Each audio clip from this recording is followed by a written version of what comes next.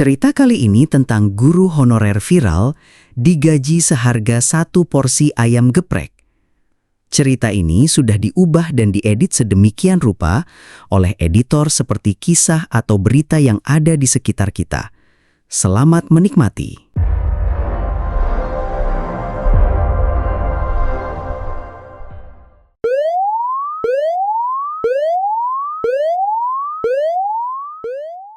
Pagi itu, udara di desa Sumberjati terasa lembab.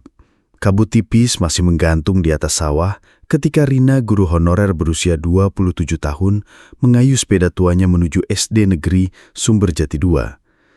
Ban depan sepedanya sudah tipis, rantainya berderit setiap kali pedal diputar. Tapi Rina tak pernah mengeluh.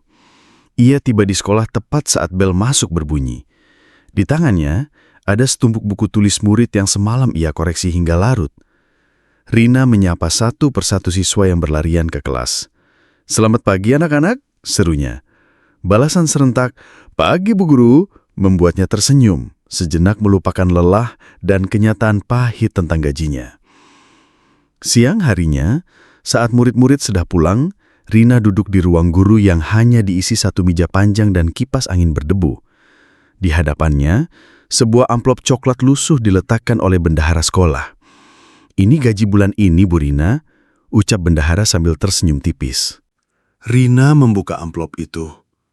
Lembar uang lusuh terhitung Rp35.000. Ia terdiam, menatap angka itu cukup lama. Suara motor kepala sekolah yang keluar dari halaman sekolah terdengar samar. Rina menelan ludah. Sore itu, di rumah kontrakannya yang berdinding papan, Rina duduk di depan ponselnya. Di atas meja, selip gaji lusuh itu ia foto. Jemarinya ragu sebelum mengetik caption. "Kerja 1 bulan, gaji setara 1 porsi ayam geprek di kota. Beginilah nasib guru honorer di desa." Ia menekan tombol unggah di Facebook pribadinya. Rina tak berpikir panjang. Ia hanya ingin berbagi kenyataan yang selama ini ia pendam. Malamnya, notifikasi di ponselnya tak berhenti berbunyi. Ratusan komentar dan ribuan reaksi membanjiri unggahannya. Ada yang terkejut, ada yang marah, ada pula yang bercanda getir. "Astaga, segitu doang? Ayam geprek di sini malah Rp40.000, tulis seorang netizen. "Terima kasih sudah berani bersuara, Bu," komentar yang lain. Namun, di antara semua komentar, ada satu pesan pribadi yang membuat Rina terdiam lama. Seorang guru dari daerah lain mengaku mengalami hal serupa, bahkan lebih buruk. "Bu, di sini saya digaji Rp20.000 per bulan. Tolong teruskan perjuangan ini." Keesokan harinya, media lokal mulai menghubungi Rina. Ia awalnya enggan berbicara, tapi tekanan dari banyak pihak membuatnya mau bercerita. Liputannya tersebar luas di televisi dan media online. Nama Rina menjadi simbol perjuangan guru honorer di seluruh Indonesia. Namun, di balik sorotan itu, Rina duduk sendiri di ruang kelas kosong. Matanya memandang papan tulis yang sudah mulai retak. Ia tahu viral ini belum tentu mengubah hidupnya. Tapi setidaknya, ia merasa satu langkah sudah diambil. Langkah kecil untuk membuat suara para guru honorer tak lagi diabaikan. Pagi berikutnya, halaman SD Negeri Sumberjati 2 terasa berbeda. Bukan karena anak-anak yang bermain kejar-kejaran, tapi karena bisik-bisik orang dewasa yang memenuhi udara. Sebagian guru melirik ke arah Rina saat ia memarkir sepedanya. Ada yang tersenyum simpul, ada pula yang pura-pura sibuk membereskan tas. Di ruang guru, suasana kaku. Pak Slamet, guru olahraga, menepuk bahunya pelan. "Rin, kamu berani juga ya. Tapi hati-hati, kepala sekolah lagi nggak senang sama postingan kamu itu," katanya dengan suara rendah. Rina hanya mengangguk, mencoba menahan gelombang cemas yang mulai datang. Ia masuk ke kelas 3, tempat anak-anak sudah duduk manis menunggu. "Pagi, Bu," seru mereka serempak. Senyum Rina langsung merekah. Meski dunia luar sedang gaduh, tatapan polos anak-anak itu menjadi penghibur yang tak ternilai. Jam pelajaran berjalan seperti biasa, membahas matematika, latihan membaca, dan sedikit menggambar untuk membuat suasana cair. Tapi di sela itu, Rina melihat sosok Pak Tono, kepala sekolah, berdiri di depan jendela kelas, mengamatinya dengan tatapan sulit ditebak. Usai pelajaran, Rina dipanggil ke ruang kepala sekolah. Pintu kayu berderit saat ia masuk. Bau kopi hitam dan tumpukan kertas memenuhi ruangan sempit itu. "Rina," suara Pak Tono datar. "Postingan kamu bikin heboh. Banyak wartawan telepon ke sekolah. Ini mengganggu nama baik." "Tapi Pak," Rina menelan ludah, "yang saya tulis itu fakta. Saya cuma ingin masyarakat tahu nasib guru honorer." Pak Tono menghela napas panjang. "Kamu tahu konsekuensinya? Ada yang tidak suka, bahkan dari dinas. Saya sarankan hapus itu sebelum masalah membesar." Rina keluar dari ruangan dengan langkah berat. Di halaman, beberapa wali murid menghampirinya. Ada yang memberikan dukungan, bahkan satu ibu menyelipkan uang 100.000 ke tangannya sambil berkata, "Buat jajan, Bu. Terima kasih sudah mendidik anak-anak kami." Tapi ada juga yang menatapnya sinis, seolah ia baru saja mencoreng nama desa. Siang itu, di warung depan sekolah, obrolan tentang Bu Rina yang gajinya setara ayam geprek menjadi topik utama. Ada yang membelanya mati-matian, ada pula yang menyindir, kalau nggak kuat jadi honorer, ya berhenti aja. Rina memilih diam. Malam nanti, ia tahu berita tentang dirinya akan kembali muncul di televisi. Tapi di dalam hatinya, ia mulai sadar ini bukan lagi soal dirinya semata. Ini soal seluruh guru honorer yang suaranya selama ini teredam oleh takut dan terikat kontrak tanpa kepastian. Ia menghela napas panjang di beranda rumah kontrakannya. Di kejauhan, suara jangkrik dan desir angin malam seolah menjadi latar dari satu pertanyaan yang terus menghantui. Apakah langkah kecilnya kemarin akan membawa perubahan? Atau justru bencana yang lebih besar? Pagi itu, Rina terbangun bukan oleh suara alarm, melainkan oleh dering telepon yang tak henti-hentinya bergetar di meja kecil kamarnya. Saat diangkat, suara di seberang terdengar tergesa-gesa. "Selamat pagi, Bu Rina. Kami dari salah satu stasiun TV nasional. Bisa kami wawancara soal postingan ibu yang viral?" Rina terdiam beberapa detik. Jantungnya berdegup kencang. Tak pernah ia bayangkan keluhannya di media sosial akan sampai ke layar kaca seluruh Indonesia. "Baik, tapi saya tidak bisa ke Jakarta," jawabnya hati-hati. "Tidak perlu, Bu. Tim kami bisa datang langsung ke Sumberjati." Beberapa jam kemudian, halaman sekolah penuh rasa penasaran. Sebuah mobil hitam dengan logo TV parkir di depan gerbang. 2 kamera besar, mikrofon berbalut busa hitam, dan wartawan berjaket jeans turun, langsung menuju ruang guru. Anak-anak berkerumun di jendela, berbisik-bisik sambil menahan tawa, merasa sekolah mereka kini seperti lokasi syuting sinetron. Wawancara berlangsung di teras sekolah dengan latar sawah hijau yang membentang. Wartawan bertanya tentang gaji Rina, beban kerja, dan harapannya. "Saya hanya ingin keadilan," ucap Rina dengan suara bergetar namun tegas.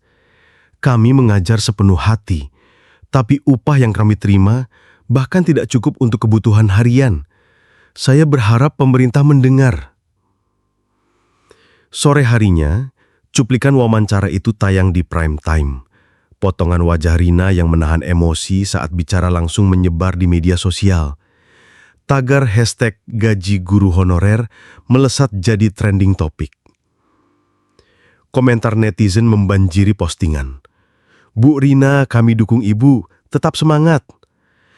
"Miris, negara sebesar ini kok masih begini ke guru? Pemerintah harus buka mata." Namun, tak semua komentar manis. Ada juga yang meragukan ceritanya. "Jangan-jangan lebay, gaji aslinya nggak segitu.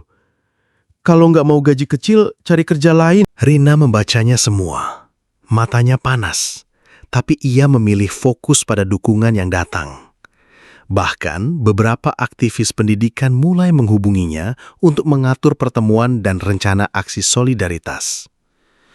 Malam itu, di sebuah grup WhatsApp guru honorer seluruh kabupaten, suasana riuh. Banyak yang mengirimkan pesan dukungan. Ada pula yang mulai menceritakan nasib mereka masing-masing.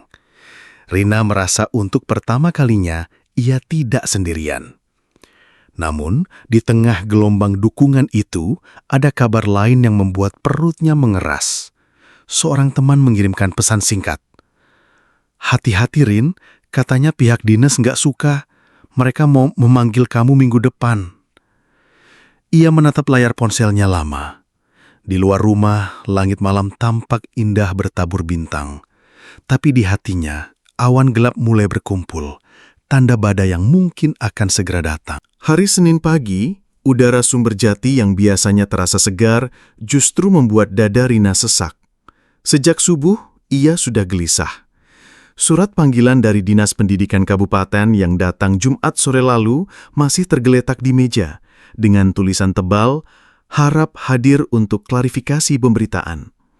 Jam 7 tepat, Rina melangkah ke halaman dinas. Gedung itu besar namun dingin, catnya memudar dan aroma arsip lama menyeruak di lorong-lorongnya. Di ruang tunggu, ia melihat beberapa guru honorer lain duduk diam, wajah mereka menegang. Sebagian menunduk, pura-pura sibuk dengan ponsel, sebagian lain hanya menatap lantai. Tak lama, seorang pegawai berseragam coklat memanggil namanya. "Bu Rina, silahkan masuk." Di balik pintu, meja panjang sudah dipenuhi 5 orang pejabat dinas. Di tengah duduk seorang pria berkemeja putih dengan dasi biru. Wajahnya kaku. "Selamat pagi, Bu Rina," ucapnya datar. "Kami ingin mendengar langsung dari Ibu. Apa tujuan membuat postingan seperti itu?" Rina menelan ludah. "Saya hanya ingin menyampaikan kondisi kami, Pak. Gaji yang kami terima sangat jauh dari layak." Seorang pejabat lain memotong cepat. "Tapi kenapa harus di media sosial?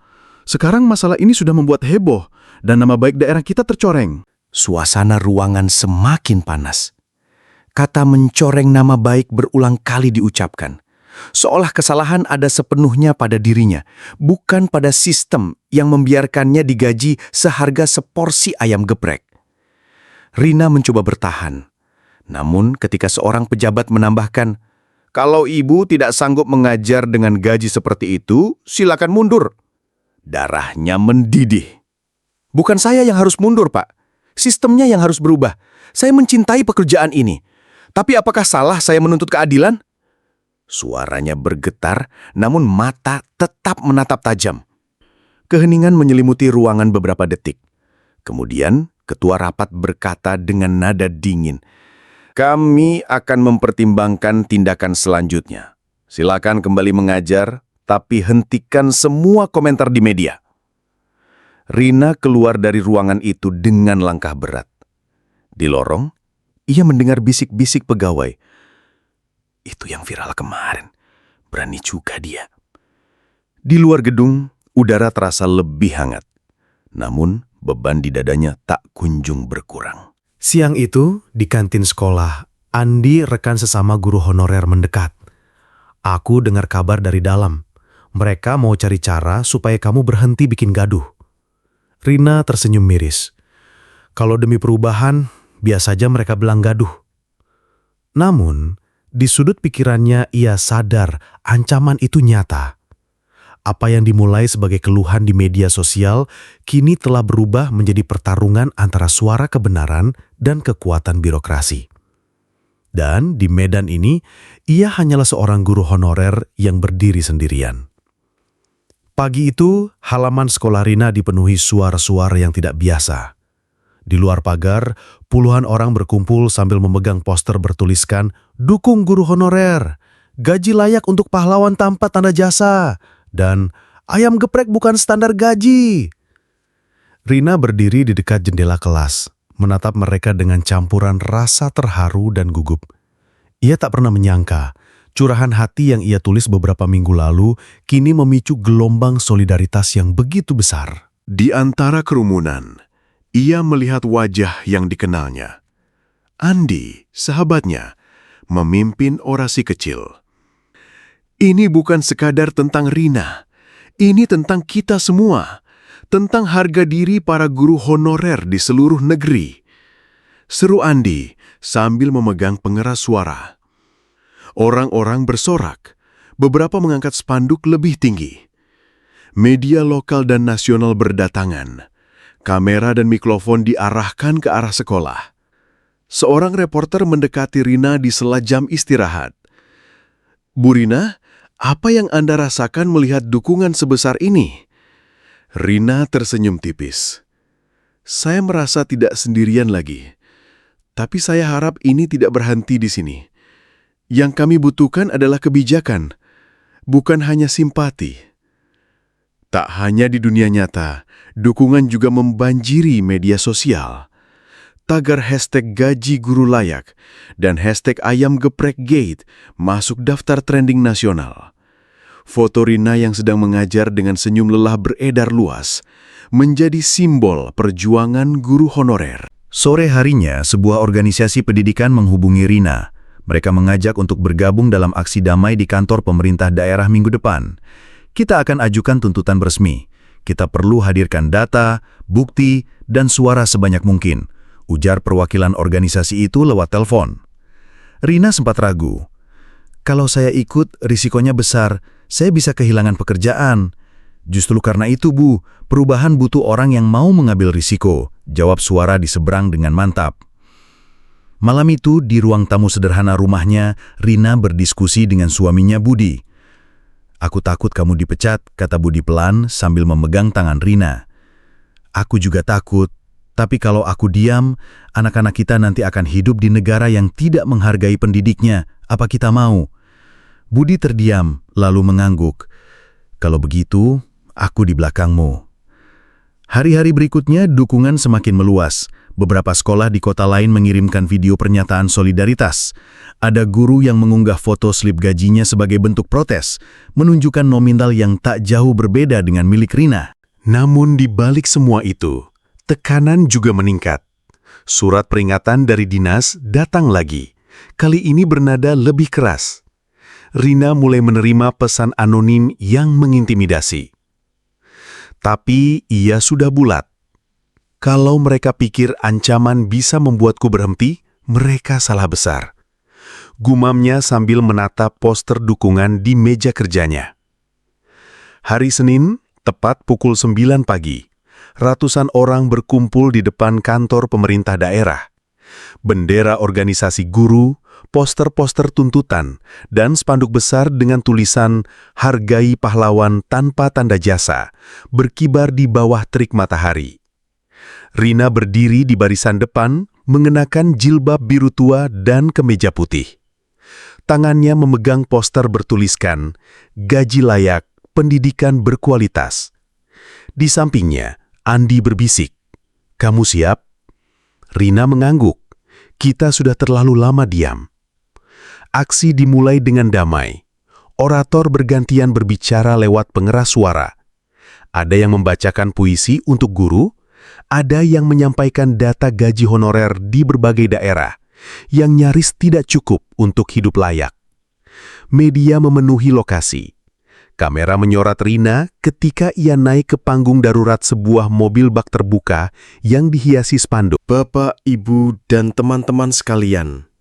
Suaranya sedikit bergetar di awal, tapi kemudian menguat. "Seorang guru bukan hanya pengajar. Kami pendidik, pembimbing, dan kadang keluarga kedua bagi anak-anak. Tapi bagaimana kami bisa mendidik dengan sepenuh hati jika perut kami pun sulit diisi? Apakah masa depan anak bangsa sebanding dengan harga satu porsi ayam geprek?" Sorak dan tepuk tangan menggema. Namun di tengah suasana penuh semangat itu, puluhan aparat mulai membentuk barikade. Wajah-wajah tegang muncul. Sebagian pejabat keluar dari gedung dengan langkah cepat menghindari kerumunan. "Tenang, kita aksi damai," seru seorang koordinator. Sekitar pukul 11, suasana mulai memanas. Beberapa peserta aksi mencoba mendekat ke pintu utama kantor. Aparat menahan, dorongan terjadi. Poster-poster jatuh, suara teriakan makin keras. Rina yang berada di depan merasakan bahunya terdorong. "Hei, jangan pakai kekerasan!" teriaknya, tapi suara sirene patroli menelan teriakannya. Di tengah kekacauan, Seseorang dari dalam gedung melempar secari kertas ke arah massa. Andi meraihnya, lalu membacakan keras-keras. Pemerintah akan membentuk tim khusus untuk membahas kenaikan gaji guru honorer. Namun, Andi berhenti, menelan ludah. Namun proses ini akan memakan waktu dan bergantung pada ketersediaan anggaran. Sorakan kecewa membahana. Rina menunduk, hatinya seperti diremas. Ia tahu ini hanyalah janji kosong yang sudah sering didengar.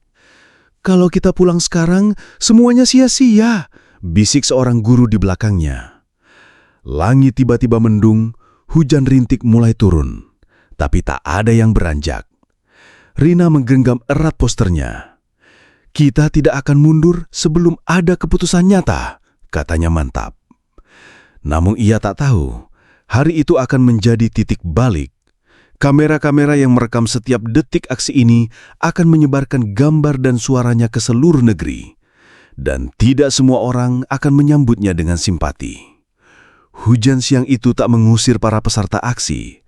Justru basah kuyup membuat mereka terlihat lebih tegar di depan kamera. Dalam waktu kurang dari 2 jam, tagar #gaji guru setara ayam geprek menduduki trending topik di media sosial. Potongan video Rina yang berorasi, matanya basah, dan suaranya bergetar tersebar di Instagram, TikTok, dan Twitter. Ada yang mendukung, memuji keberanian guru-guru. Tapi tak sedikit yang sinis. "Kalau mau gaji besar, jangan jadi guru honorer. Pemerintah kan sudah kasih tunjangan, masih kurang saja." Komentar-komentar itu menusuk Rina, tapi ia memilih fokus pada tujuan. Malamnya, Rina duduk di ruang tamu rumahnya. Televisi menayangkan berita tentang aksi mereka. Wajahnya muncul di layar, membuat ibunya yang duduk di samping terkejut. "Itu kamu?" Rina tersenyum kecut. "Iya, Bu. Semoga nggak ada masalah." Tapi masalah justru datang. Keesokan harinya, kepala sekolah memanggilnya. Nada suaranya datar, formal. "Rina, kamu tahu saya mendukung perjuangan guru honorer. Tapi banyak laporan masuk dari atasan. Mereka tidak suka namamu jadi sorotan." Rina menunduk. "Saya hanya menyampaikan kenyataan, Pak. Saya tahu, tapi ada desakan. Kalau kamu mau tetap di sini, mungkin sebaiknya menghindari kegiatan seperti itu." Di jalan pulang, langkah Rina terasa berat. Andi menelpon, "Rin, kita diundang ke Jakarta. Ada anggota DPR yang mau dengar langsung keluhan guru honorer." "Tapi kalau aku ikut lagi, aku bisa kehilangan pekerjaanku," jawab Rina pelan. "Gilang pekerjaan atau gilang harga diri, Rin? Pilih yang mana?" Malam itu, Rina duduk sendirian di teras rumah. Hujan turun lagi, kali ini lebih deras. Di pangkuannya, sebuah buku catatan terbuka. Di dalamnya ada tulisan rencana pengajaran untuk murid-muridnya minggu depan. Ia membayangkan wajah-wajah mereka, tawa mereka saat ia mengajar. Lalu terbayang pula perjuangan yang belum selesai, para guru di pelosok yang bahkan tak sanggup membeli buku untuk anaknya sendiri. Jam menunjukkan pukul 11 malam saat ia mengirim pesan ke Andi. "Kita berangkat, besok." Pagi harinya, Rina berdiri di stasiun, koper kecil di tangan, mengenakan jaket biru tuanya. Wajahnya lelah, tapi matanya memantulkan keyakinan yang tak tergoyahkan.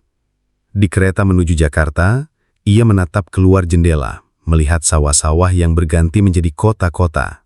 Dalam hatinya, ia tahu keputusan ini akan mengubah hidupnya, entah untuk selamanya atau hanya meninggalkan luka. Namun satu hal pasti, perjuangannya tidak lagi sekadar soal gaji. Ini tentang martabat guru, tentang mengembalikan makna sejati dari gelar pahlawan tanpa tanda jasa.